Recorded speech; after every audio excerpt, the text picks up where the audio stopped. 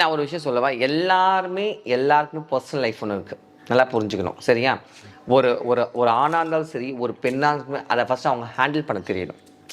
வீட்டு விஷயத்தையே ஹேண்டில் பண்ண தெரியாதவங்க எப்படி வந்து இவ்வளோ பெரிய தமிழ்நாடை வந்து ஹேண்டில் பண்ணுவாங்க? தமிழ்நாட்டில் வந்து சும்மா விளையாட்டு கிடையாது. எவ்வளோ நல்லது நடக்கும், எவ்வளோ கெட்டது நடக்கும், எல்லாத்துக்குமே நம்ம நிற்கணும், எதிர்நோக்கி நிற்கணும், எல்லா டைம்லும் ஆக்ஷனில் இறங்கணும். கரெக்ட் தானே? புரியுதா? அப்படி இருக்கும் பொழுது சும்மா சர்வசாதாரணமாக ஒரு விஷயம் வந்து இந்த மாதிரி கிடையாது.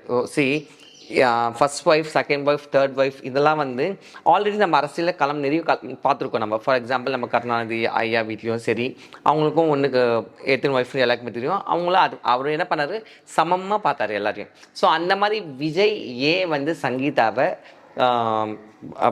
பேசி அவங்க வந்து புரிய வைக்கலன்னு தான் எனக்கு ஃபஸ்ட்டு. ஏன்னா கட்டின மனைவியாக தான் ஃபஸ்ட்டு அவங்க புரிய வைக்கணும். அவர் ஏன் புரிய வைக்கலன்னு தெரியல. அவர் வந்து த்ரிஷாவோட இருக்கிறது அவங்களோட பர்சனல் லைஃப். நம்ம அது யாருமே சொல்ல முடியாது. இன்றைக்கி நம்ம பேசுகிறோம். இன்றைக்கி எத்தனை பேர் வந்து செகண்ட் ஒய்ஃப் இல்லாமல் இன்றைக்கி இருக்காங்க, எத்தனை பேர் வந்து கல்யாணமாக இருக்குது, ரெண்டாவது வந்து கள்ள தொடர்பில் இன்றைக்கி எவ்வளோ பேர் இருக்கிறாங்க சொல்லி நம்ம இன்றைக்கி வந்து பார்த்துன்னு தான் இருக்கிறோம் இந்த உலகம்.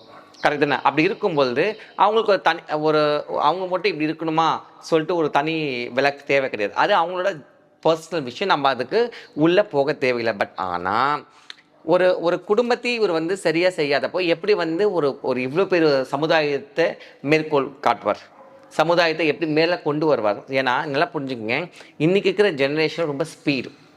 நம்ம வாழ்ந்த காலம்லாம் போயிடுச்சு. இன்றைக்கி இருக்கிறது சின்ன பசங்க கூட ஒரு ஆண்ட்ராய்ட் மொபைல் கொடுத்து டக் டக்கு டக்குன்னு ஓப்பன் பண்ணி எல்லாம் டக் டக்குன்னு எல்லாமே போட்டு அந்த மூளை வந்து ரொம்ப ஸ்பீடாகுது. அது அந்த மூளை வந்து எந்த அளவுக்கு ஸ்பீடாகுதோ அந்த அளவுக்கு வந்து நம்மளுக்கு எல்லாமே டவுனாக தான் ஆகிடும் போகுது. ஒன்றும் வந்து நம்ம வந்து வெட்டி முடித்து எல்லாம் வந்து மேலே வரவும் இல்லை. கரெக்ட் தானே?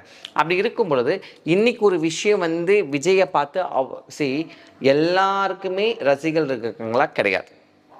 கரெக்ட் தானே? செலிப்ரிட்டிஸ் மட்டும்தான் அந்த ஒரு ஃப்ரேம் இருக்குது. ஸோ அந்த ஃப்ரேமை இவர் வந்து சரியாக பயன்படுத்திக்கணும். இன்றைக்கி வந்து சங்கீதா விட்டுட்டு இல்லை த்ரிஷா கூட இருக்கிறாங்க வச்சுங்களேன், அது அவங்க பர்சனல் சாய்ஸ் நான் சொல்லிட்டேன். பட் ஆனால் இவர் சங்கீதாவோட இருந்தும் த்ரிஷா கூட இருந்தால் தான் அது மரியாதை இருக்கும், மதிப்பு இருக்கும். புரியுதா உங்களுக்கு? இப்போ நாளைக்கு வந்து பார்க்க நினைப்பாங்க, ஆமாம் அப்போ நம்ம தலைவரே வந்து பொண்டாட்டி விட்டுட்டு லவ்வரோட போயிட்டாரு, நம்ம என்ன போடி சொல்லிட்டு அப்படி துரத்துறதுக்கும் வாய்ப்புகள் இருக்குது. நம்ம வந்து ஒரு தலைவராக சொல்ல நல் ஒழுக்கம் கண்டிப்பாக இருக்கணும். மனைவியாக எத்தனை மனைவி இருந்தால் கூட இப்போ வந்து நம்ம வந்து சொல்லுவோம் பார்த்தீங்களா, அது முதல் மனைவியாக சரி, செகண்ட் மனைவி தவிர அவங்க எல்லாத்தையுமே ஒரே ஆங்கிளில் பார்க்கும் பொழுது தான் அது ஒரு நல்ல ஒரு ஒழுக்கத்துக்கு ஒரு மரியாதை. பரவாயில்ல, அவங்க ஃபர்ஸ்ட் ஒய்ஃபும் இருக்கிறாங்க, செகண்ட் ஒய்ஃபும் இருக்காங்க, இவர் ரெண்டுத்தையும் சமமாக பார்க்கும் பொழுது தான் அது வந்து எல்லாரோட வாய்க்கு அவுலாகாது.